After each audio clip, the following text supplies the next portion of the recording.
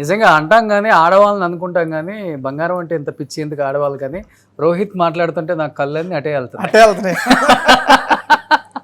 So బంగారానికి ఆడవాళ్ళు లేదు మగవాళ్ళు లేరు. ఎవరైనా కానీ సో మోడల్స్ కూడా చాలా చాలా బాగున్నాయి. 10,000 ఐటమ్స్ అన్నావు కాబట్టి ఒక 1000 కేజీలు బంగారం ఉంటుంది మొత్తం.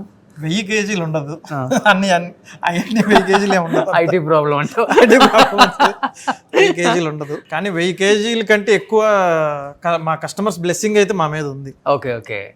సో కస్టమర్ బ్లెస్సింగ్ అంటే ఎక్కువ తిరుపతి అటు సైడ్ నుంచి బ్రైడల్ సెట్ అంటే బిఎన్ఆర్కే వస్తారు కదా? బ్రైడల్లే కాదు, ఏ చిన్న ఫంక్షన్ అయినా ముక్కు పుడకైనా ఇక్కడ కొనటం సెంటిమెంట్ అయింది ఎప్పటి నుంచో కూడా మా కస్టమర్స్ అందరికి.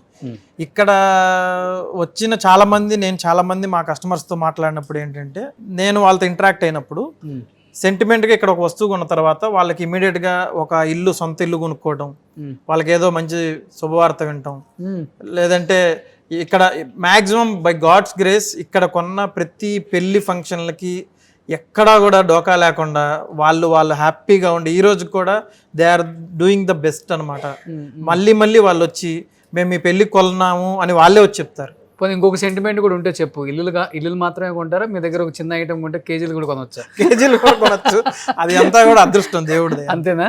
మేము మంచి మనసుతో ఇస్తాం ఓకే ఓకే. ఏదన్నా